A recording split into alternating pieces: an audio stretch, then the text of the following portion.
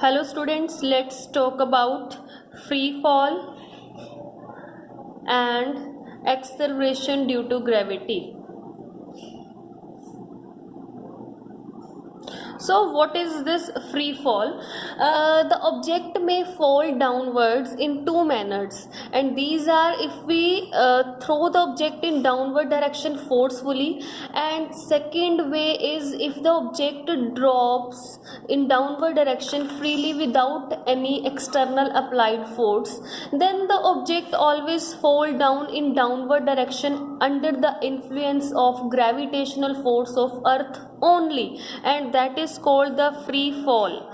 The downward motion of the object only by the force of earth attract earth on the object, that is free fall. So we can write whenever an object falls downward under the influence of gravitational force of earth only is called free fall. And during this free fall, when this object falls in downward direction, then the speed of the object goes on increasing. This goes on increasing as it goes downward, but the direction remains same. So if the speed is increasing, so there is a change in velocity. If change in velocity takes place, then this motion, we can say this motion is an accelerated motion. There is a production of acceleration in the object, and that acceleration is called nothing but the acceleration due to gravity. That is acceleration due to gravity, and we can define it as it is the acceleration produced in an object during free fall. So it is the acceleration produced in an object during free fall,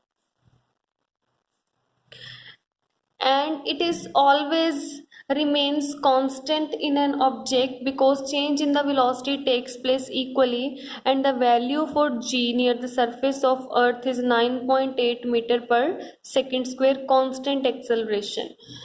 Now we are going to derive the formula for this acceleration due to gravity or expression of g. So this is the acceleration produced when an object falls towards the center of earth freely. So let us suppose this is the earth having mass m, and an object having mass small m is falling freely towards the center of earth, falling downward, and suppose this is the radius of earth capital R, and this distance from the center of object and the center of earth is suppose small r. So this object is falling freely, and this object having some mass m, and according to universal law of gravitation, what it states? It states that there is always a force between two objects having some mass, and this force is equals to g, the product of masses, and square of the distance between these two objects, that is small r. So this is equation number 1. And secondly, this object is falling freely, and there would be the production of an acceleration in the object, and according to Newton's second law, it states that whenever a force is applied on the object m, only then acceleration can produced in it. So according to Newton's second law, if acceleration is produced in it, then there must be some force, and this force is applied by the earth on this object, and which is equals to mass into acceleration. F is equals to m into a, but we write here g instead of a because acceleration due to gravity is there. So this is equation number 2.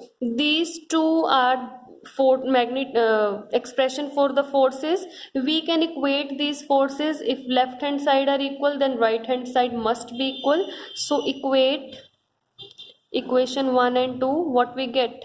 mg is equals to gmm upon r square. This small m cancel, and what we get? G is equals to gm upon r square. So this is the expression for acceleration due to gravity, where what is g? G is universal gravitational constant,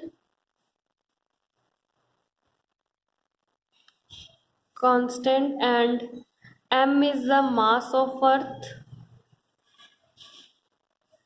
and r is the distance between the object and the earth. So this is the expression. G is equals to gm upon r square. As you can see, the mass of an object is not there, so we can say that this acceleration due to gravity is independent of the mass of the object. It doesn't depend upon the mass of object, whether the object is small or large, whether it is light or heavy. The acceleration produced in the object would always be same. Clear? So this case, special case, if this object would be at this on the surface of the earth, then what would be the expression for g? Suppose the object is on the surface of earth, radius r, and this object having mass m, so we will write g as gm. So what's the distance between them now? This line joining the center of the two objects.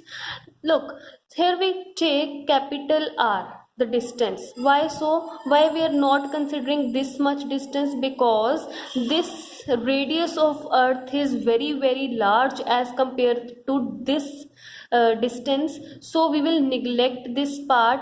So we take only this distance between these two objects, that is the radius of earth. So we write it as gm upon capital R square, where g is gravitational constant, this is mass of earth, and this is radius of earth. If we calculate the value of g is 6.67 into 10 raised to power minus 11, and mass of earth is 6 into 10 raised to power 24 approximately, and this is 6 into 10 raised to power 6. So if we solve this all, then we got the answer nearly equals to 9.8 meter per second square. So this is the value of acceleration due to gravity near the surface of earth. So, clear? Next we'll discuss about the motion of objects under the influence of gravity. How objects fall under the influence of gravity. So as we all know that the value of g is independent of mass of the object, it only depend upon this mass of the earth.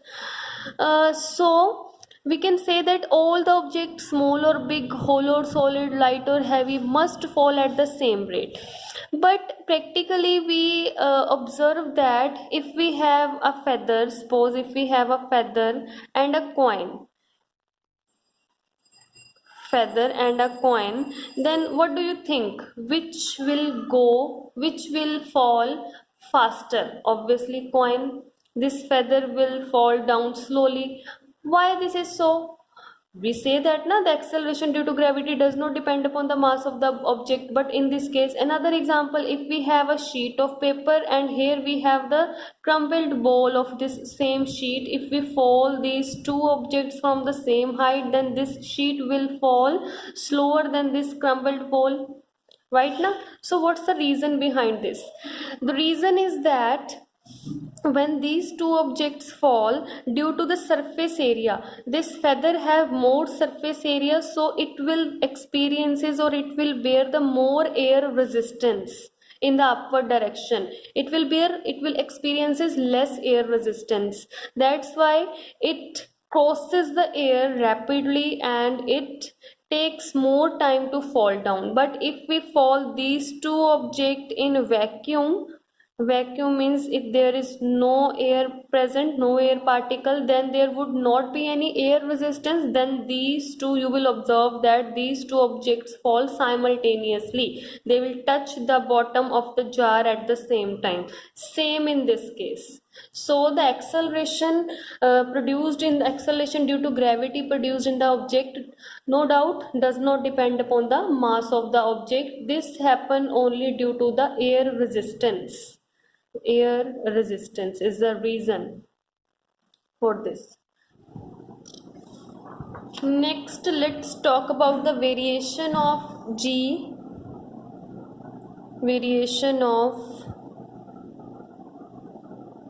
acceleration due to gravity G. As the value of G is not same everywhere, its value changes. Variation means changes. Our earth is not a perfect square.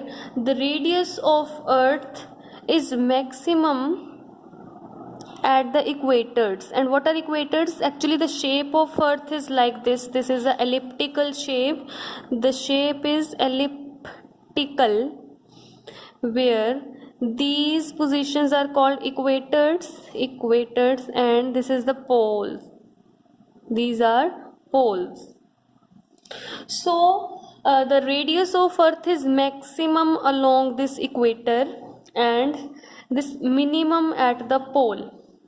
So as we know that G is Gm upon r square, what is this distance, or capital R is a radius for earth.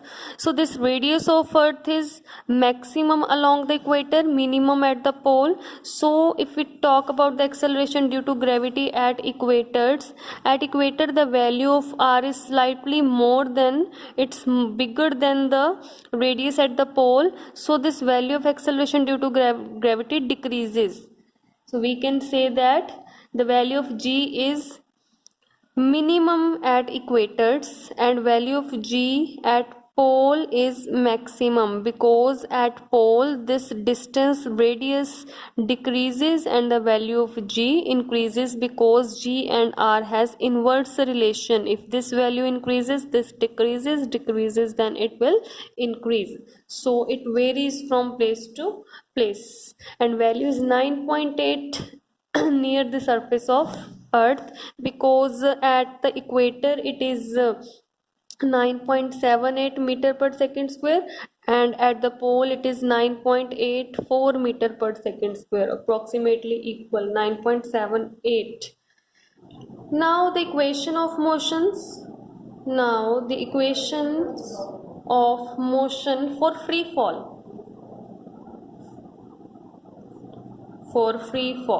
As in previous chapter number 1 motion, we had discussed about the equations of motions, and these three equation of motion: v is equals to u plus at, s is equals to ut plus half at square, and v square minus u square is equals to 2as.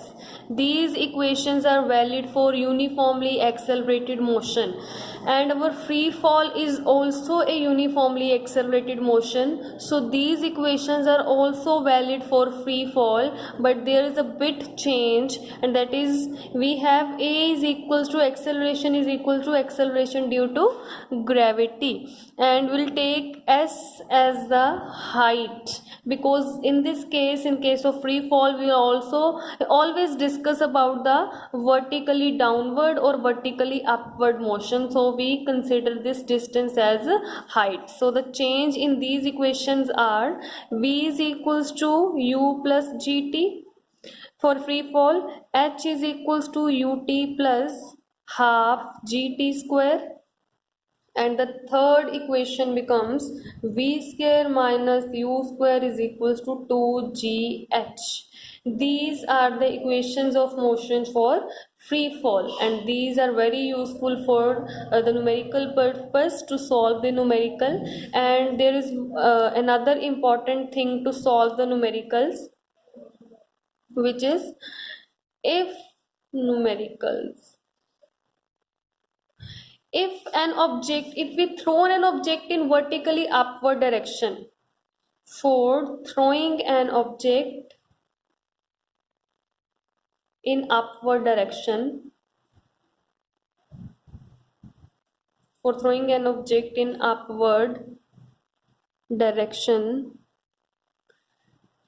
So when an object goes up, we provide some velocity to the object, we throw it vertically upward with some force, and this object is going up and reaches at maximum height. It will go up till its velocity become zero. So here at the maximum point, its final velocity become zero, and to throw upward we will provide some initial velocity to the objects. So always remember that for vertically upward motion we will always take v is equals to 0 at maximum height, and we are throwing an object against gravity, that's why we will take g negative here, because retarded motion velocity of an object goes on decreases as it goes up. So these two things.